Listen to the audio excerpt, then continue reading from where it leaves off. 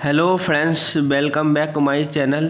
Last video में हमने UP TET 2018 के सीडीपी के 30 क्वेश्चन का सॉल्यूशन देखा था, जिसका लिंक डिस्क्रिप्शन में अवेलेबल है।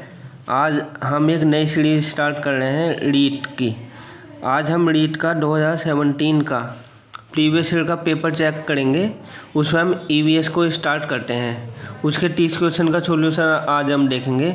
तो आगे बढ़ने से पहले वीडियो को लाइक करना और चैनल को सब्सक्राइब कर देना। चलिए फिर स्टार्ट करते हैं। देख लीजिए पहला क्वेश्चन। ये कह रहा है राजस्थान का राज्य पक्षी कौन सा है। तो इसका आंसर हो गया जैसे गोडावन। देख लीजिए इसके बारे में इंफॉर्मेशन। गोडावन को इंग्लिश में कहते हैं ग्रेट इंडियन बस्टर्ड। और अगर अदर इन्फॉर्मेशन राज्य वृक्ष देखना है राजस्थान का तो खेजड़ी है। राज्य पशु है वो ऊँट है। राज्य जंतु है चिंकारा। राज्य पुष्प है रोहिणा। इसमें से कुछ भी आ सकता है। और अदर देख लीजिए, गुजरात का अगर पूछे हमसे राज्य पक्षी तो विशाल फ्लेमिंगो है। हरियाणा का है सियाम फ्रैंकोलिन। और भारत का राष्ट्रीय पक्षी ये मोर है। और एक ऑप्शन इसमें सारस भी था, ये यूपी का राज्य पक्षी है। अगला क्वेश्चन ये कह रहा है निम्नलिखित में से कौन सा सुमेलित है। 4 ऑप्शन है, हमें ए से बी देखना कौन सा सही है कौन सा गलत है इसमें। तो इसमें देखिए बॉम्बे नेचुरल हिस्ट्री सोसाइटी ये मुंबई में है, 1883 में बना था।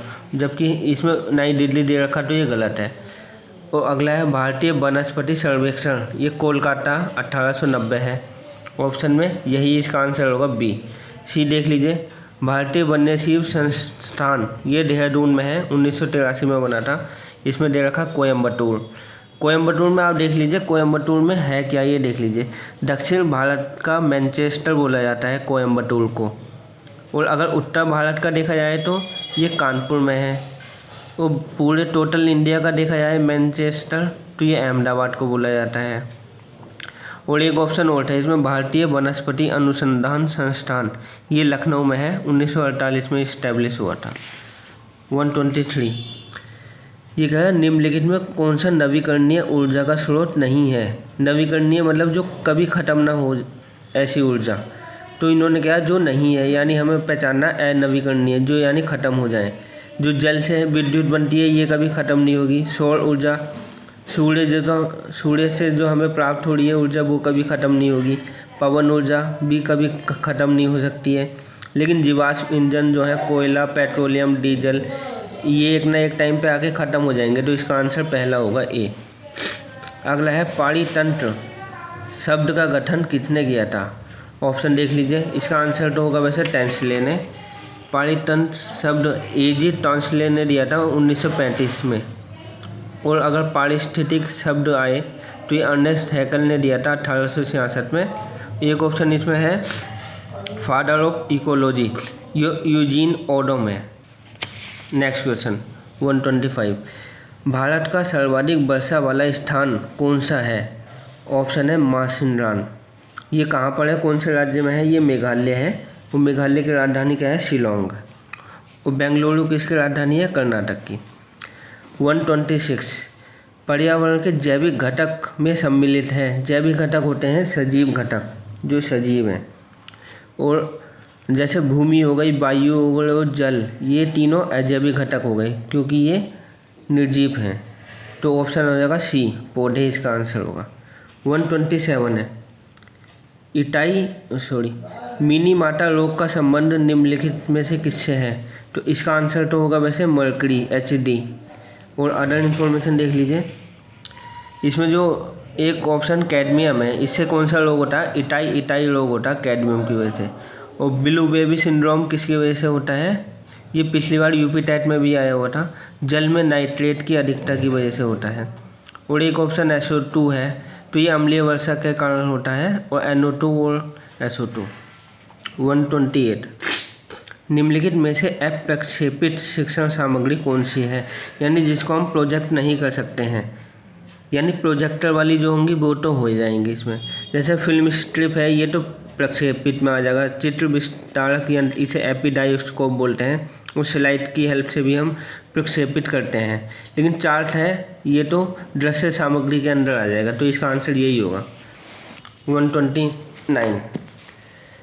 निम्नलिखित में से कौन सी गतिविधि पर्यावरण संरक्षण से संबंधित नहीं है? तो इसमें देखना है नहीं वाले पे करना हमें फोकस। तो प्राकृतिक संसाधनों का संरक्षण तो हमें इसमें करना होता है पर्यावरण में। बृहद पौधरोपण भी करना है, पौधे को उगाना। जलाशयों की सफाई भी इसके अंदर आ जाएगा। लेकिन वनोन्मूलन तो हो गया ना, वनों की कटाई, तो ये इसमें नहीं आएगा। ऑप्शन ए इसका राइट आंसर है। 130 पर्यावरण शिक्षा में सामूहिक चर्चा से संबंधित शिक्षण की विधि कौन सी है? यानी हमें समूह में लेके चलना है टीचर और बच्चों सबको। तो भूमिका निर्वाह तो इंडिविजुअल से होगा, व्यक्तिगत है।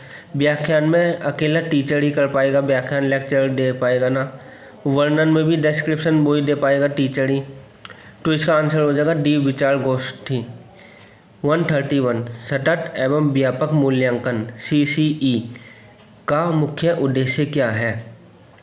तो जैसे बी है, विद्यालय में उपस्थिति के समय बालक की रुचि का मूल्यांकन नहीं करते हैं। इसमें उपस्थिति के समय बालक के ज्ञान और बोध का भी नहीं करते हैं, और उसके कौशलों का मूल्यांकन भी नहीं करते।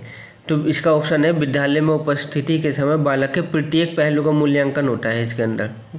132 IEEP का पूर्ण रूप क्या है?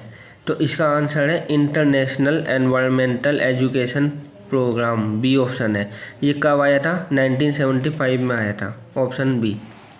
133 पर्यावरण अध्ययन शिक्षण के दौरान विद्यार्थियों की शैक्षिक गतिविधियों को देखने के लिए निम्नलिखित में से किस आकलन का सूचक प्रयोग नहीं किया जाना चाहिए? तो देख लीजिए, उपचारात्मक शिक्षण तो रेमेडियल टीचिंग से है। जब किसी के अंदर कोई डायग्नोस करना होगा, उसकी कमियां निकालनी होगी, तो ऑप्शन डी है, इसमें नहीं है ना।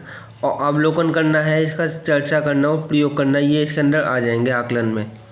134 निम्नलिखित में से कौन सी विशेषता अच्छे शिक्षण की नहीं है? इन्होंने क्या नहीं है पे ध्यान देना है। तो जैसे अच्छा शिक्षण क्रिया आधारित होता है, ये तो सही है। अच्छा शिक्षण लोकतांत्रिक होता है, ये भी सही है। अच्छा शिक्षण सुव्यवस्थित निश्चित उद्देश्य यानी उसका कोई उद्देश्य होता है, ये भी सही है। लेकिन ये कह रहा है अच्छा शिक्षण मूल्य आधारित नहीं होता, तो ये गलत है क्योंकि उसमें मोरल वैल्यूज़ होती हैं। 135 निम्नलिखित में से कौन सा विकल्प पर्यावरण अध्ययन की विषय वस्तु में सम्मिलित नहीं किया जा सकता है? क्योंकि बात यहाँ चल रही है पर्यावरण की, तो इसमें राजनीतिक से कोई संबंधित नहीं है, तो ऑप्शन बी होगा। जैसे वन संरक्षण, जल संरक्षण और मृदा संरक्षण की बातें हम इसमें करते हैं पर्यावरण में। 136 निम्नलिखित में से कौन सा अधिगम के नियम प्रयास व त्रुटि सिद्धांत से संबंधित नहीं है? ये क्वेश्चन कई बार रिपीटेड हुआ है, यूपी टेट में ही हमने ये पढ़ा था। थॉर्नडाइक ने दिया था ये, जो बिल्ली पर उसने अपना प्रयोग किया था। इसमें यह है, इसमें व्यक्ति क्या है, कई बार त्रुटि करता है, उसके बाद वो अपनी प्रयास करता है, तो एक ना एक टाइम ऐसा आता है कि उसकी त्रुटि कम होने लगती है और वो अपने मंजिल पे पहुंच जाता है। उसने 3 नियम दिए थे, मुख्य नियम, कल की वीडियो में ही मैंने बताया था। तत्परता का नियम, अभ्यास का नियम और प्रभाव का नियम। तो इसका ऑप्शन ए हो जाएगा, ये संबंधित नहीं है। अब 137 भारत में बाल श्रम को प्रतिबंधित करने के लिए बाल श्रम निषेध एवं विनियमन अधिनियम किस वर्ष में आया था? तो ये आप याद रख लेना, 1986 में आया था ये। अब यह भारत में लड़कियों व लड़कों के विवाह की न्यूनतम कानूनी आयु कितनी है? यानी लड़कियों के लिए तो 18 वर्ष है और लड़कों के लिए 21 वर्ष है। इससे एक क्वेश्चन और बनता है कि जो इंडिया में वोटिंग है, यानी पहले वोटिंग की एज थी 21 ईयर्स, उससे घटा के 18 ईयर्स कर दी थी। तो ये कौन सा संविधान संशोधन से हुआ था? 61 से हुआ था। और ये कब हुआ था? 1989 में हुआ था। अगला 139 राजस्थान की वस्त्र नगरी इस कौन है? तो इसका नाम है भीलवाड़ा। इसमें एक इम्पोर्टेंट चीज़ याद रख लेना, जो पानीपत हरियाणा में है उसको हम बुनकरों का शहर कहते हैं, ये भी याद रख लेना। 140 नशीली दवाओं की लत को नियंत्रित करने हेतु आमतौर पर प्रयोग की जाने वाली औषधि का नाम क्या है? इसका आंसर है पैथिडीन, ऑप्शन डी। 141 निम्नलिखित में से कौन सा राज्य 100% खुले में शौच मुक्त राज्य है? तो इसका आंसर है केरल। ये फैक्ट है, बस याद रखना है। 142 राजस्थान के राज्यसभा सांसदों की कुल संख्या कितनी है? तो इसमें आप देख लीजिए राजस्थान के बारे में थोड़ी इन्फॉर्मेशन। इसमें राज्यसभा से कितने लोग जाते हैं? 10। विधानसभा से जाते हैं 200। और यहाँ लोकसभा की सीटें हैं 25। और यहाँ के ज़िले हैं 33। और अगर पूरे ओवरऑल इंडिया में देखा जाए तो सबसे ज़्यादा लोकसभा की सीटें कहाँ हैं? यूपी में हैं। कितनी? 80 हैं। और राज्यसभा की वहाँ कितनी है? 31 है। और विधानसभा की समथिंग 403 है या 404 है। और ज़िले भी वहाँ सबसे ज़्यादा हैं, 75 हैं। अगला क्वेश्चन ये देख लीजिए कि नायलॉन का आविष्कार किसने किया? तो इसका आंसर है वालेस कैरोथर्स, ऑप्शन बी इसका आंसर है। 144 देख लीजिए, निम्नलिखित में से कौन सा राजस्थान से संबंधित नहीं है? यानी यहाँ 4 मेले दे रखे हैं, तो वेणेश्वर का मेला, पुष्कर का मेला, खेजड़ली का मेला, ये राजस्थान से संबंधित है। लेकिन जो 4th ऑप्शन है ये माघ मेला, ये प्रति वर्ष प्रयागराज, जो पहले इलाहाबाद था, 14 या 15 जनवरी को मकर संक्रांति के दिन मनाया जाता है। 145 भारत में प्रथम रेलगाड़ी की शुरुआत कब शुरू हुई? ये क्वेश्चन यूपी टेट 2019 EVS में भी आया हुआ था, मैंने बताया था पिछली वीडियो में। 1853 में हुआ था। और ये कब के बीच चली थी? मुंबई से ठाणे के बीच चली थी, 34 किलोमीटर। उस टाइम वायसराय कौन था भारत का? लॉर्ड डलहौजी था। 146 ये कह रहा है, एक यहाँ कल्चर दे रखे हैं पीसी कल्चर, तो ये बताना किससे संबंधित है? तो ये मछली पालन से संबंधित है। और ए ऑप्शन जैसे मधुमक्खी पालन है, उसको हम एपीकल्चर बोलते हैं। मुर्गी पालन का तो आपको पता ही होगा, पोल्ट्री बोलते हैं। 147 यह झामर कोटरा खदान किसके लिए प्रसिद्ध है? ये रॉक फॉस्फेट के लिए प्रसिद्ध है। और ये राजस्थान के कौन से ज़िले में है? उदयपुर ज़िले में है। 148 निम्नलिखित में से कौन सा रोग संक्रामक है? संक्रामक का मतलब है जो एक दूसरे से टच के माध्यम से चला जाता है या एयर से, तो डिप्थीरिया है। और बाकी जो मधुमेह है, हृदयघात है, उच्च रक्तचाप, ये इससे संबंधित नहीं है, ये संक्रामक के अंदर आएंगे। 149 निम्नलिखित में से कौन सा परीक्षण HIV से संबंधित है? यानी HIV से पहले HIV की आप फुल फॉर्म देख लीजिए। HIV की फुल फॉर्म हो गई ह्यूमन इम्यून डिफिशिएंसी वायरस। और ये किसके लिए होता है? जब एड्स हो जाता है किसी को, तो तब ये वाला होता है, HIV पॉजिटिव होता है। तो एड्स की फुल फॉर्म है एक्वायर्ड इम्यूनो डेफिशिएंसी सिंड्रोम। तो HIV के लिए हम एक एलिजा टेस्ट करवाते हैं। तो एलिजा की फुल फॉर्म हो गई द एंजाइम लिंक्ड इम्यूनोसॉर्बेंस ऐसे। और ऑप्शन में एक ESR भी है, तो ESR की फुल फॉर्म हो गई एरिथ्रोसाइट सेडिमेंटेशन रेट। एरिथ्रोसाइट का दूसरा नाम क्या है? RBC का ही दूसरा नाम एरिथ्रोसाइट है। और जैसे WBC है, उसका दूसरा नाम क्या है? ल्यूकोसाइट बोलते हैं WBC को। और थर्ड क्या हो गया? प्लेटलेट का दूसरा नाम क्या है? उसको हम थ्रोम्बोसाइट बोलते हैं। लास्ट क्वेश्चन देख लीजिए आप। 150 भारत में पल्स, और इसमें एक क्वेश्चन और रह गया था, जैसे इसमें एक ऑप्शन बिडाल दे रखा, ये बिडाल टेस्ट भी हम करवाते हैं। ये टाइफाइड बुखार जो हो जाता है उसके लिए होता है ये बिडाल टेस्ट। 150 भारत में पल्स पोलियो टीकाकरण कार्यक्रम कब आरंभ किया गया था? इसका आंसर हो जाएगा 1995।